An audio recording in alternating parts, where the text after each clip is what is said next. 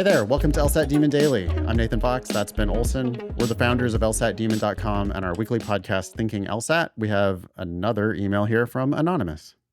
Hi, Ben and Nathan! ! I enrolled in the Demon about a week ago now and have been drilling and doing time sections. I started with a cold diagnostic of 156. Excellent starting diagnostic. I will expect you to finish in the 170s. Please do not give up until you make it to the 170s. 156 is an amazing cold diagnostic. It is. And we would, if we got nothing but people who had cold diagnostics in the 150s, yeah, we would have nothing but students who end up in the high 160s or in the 170s. I mean, easily. It's just because you've got it. Like, you get it. You understand enough about the test. If you have a cold diagnostic of that high, I know for sure you can improve by 10 points and probably 15 or 20 points. And I hate to rub this in, but especially if you do it our way. We feel like, if you're starting in the 150s, but then you learn a bunch of technical jargon and it can absolutely take longer. Yeah. If you go from a cold diagnostic of 156. Yeah. Look, you go 156 cold diagnostic, then you take Kaplan or Princeton Review. Then 4 months from now, you're going to come back to us and you're going to still be in the 150s or low 160s maybe. And you're going to have all these crazy ideas in your head. Yeah. And it would be, there's a much clearer path to the 170s, which is just, yeah, sure. Come do it our way. Cause you get enough of it that you're going to understand pretty easily what's going on the test.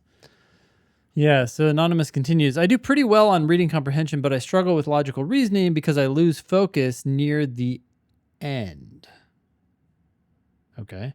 I feel my brain starts to be fatigued and I have trouble even understanding the question near the end of the sections.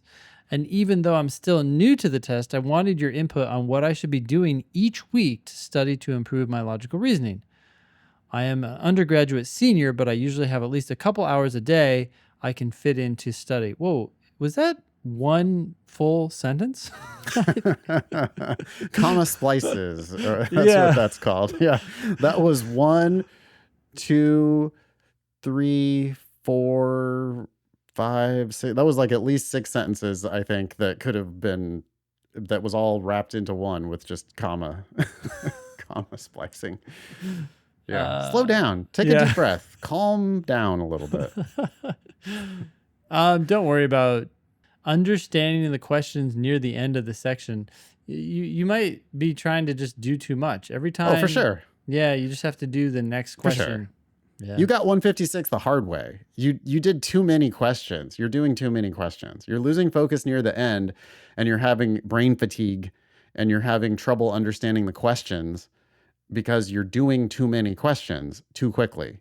You're reading faster than you're understanding.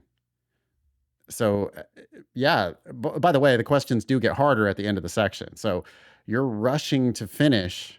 You're going faster on the harder ones. That's the exact opposite of what you should be doing. You should just be randomly guessing at the end of every section and then just invest enough time so that they make sense, so that you should be getting energy from each question that you solve, right? Yeah. It's like collecting the coins in Mario Kart. Every coin you hit makes you go faster. So you've got to hit those coins so that you're taking energy from the test instead of what you're doing is you're trying to go too fast and you're spinning out on the curves. Okay. Anonymous continues, should I first learn all the question types Nah. or just drill, baby, drill? Yeah, I think so. The questions have lessons built into them. So you don't need to study theory. You have good natural talent for the test if you slow down and read. The questions mean what they say.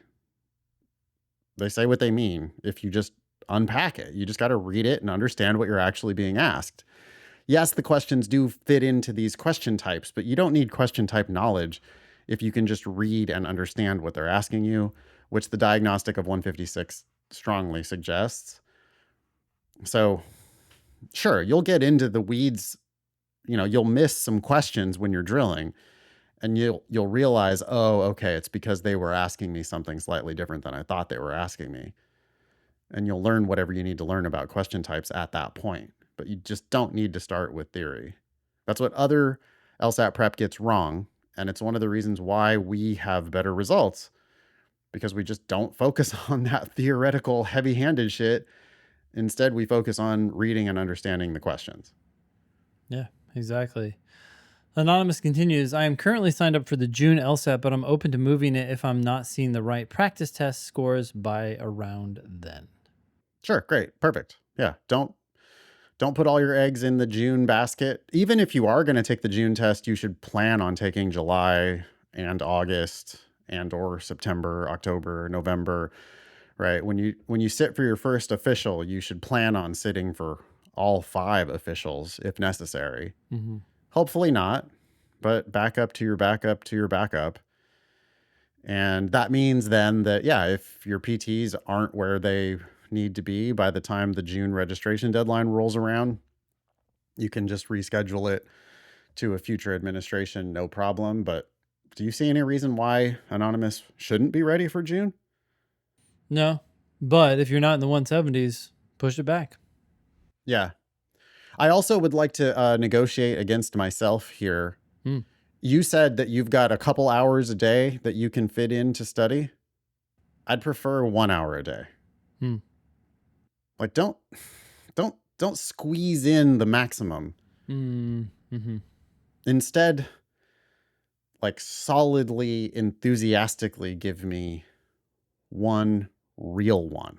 Yeah, or 1.5. I mean, Anonymous does say at least a couple, so maybe 2 Ugh. is no problem, but Anonymous is an undergraduate senior. Anonymous really needs straight A's this semester. mm-hmm.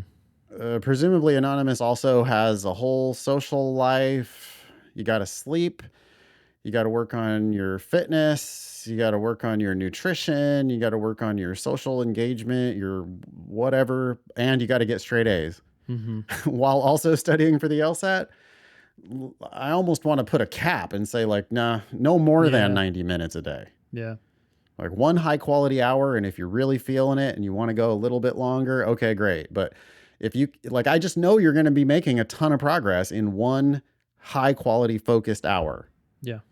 And you might make less progress in 3 shitty hours. Yeah. You're getting more LSAT time, but what are you compromising outside of that, including sleep, nutrition, like you said, social life, school, anything else that can add to your stress and diminish your Yeah, LSAT? you get an A-, or your best friend breaks up with you, or your whatever you don't sleep, you don't exercise, you eat junk food. Like there's a lot of ways you can fuck up by trying to do too much LSAT. And instead, I would just prefer good LSAT. Yep.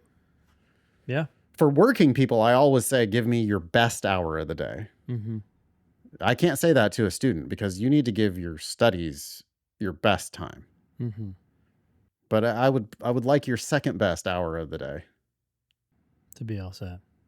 Anything more for Anonymous? No. Thanks, Anonymous. Email daily@lsatdemon.com if you would like to ask us a question or share some LSAT or law school admissions news. Thanks for listening.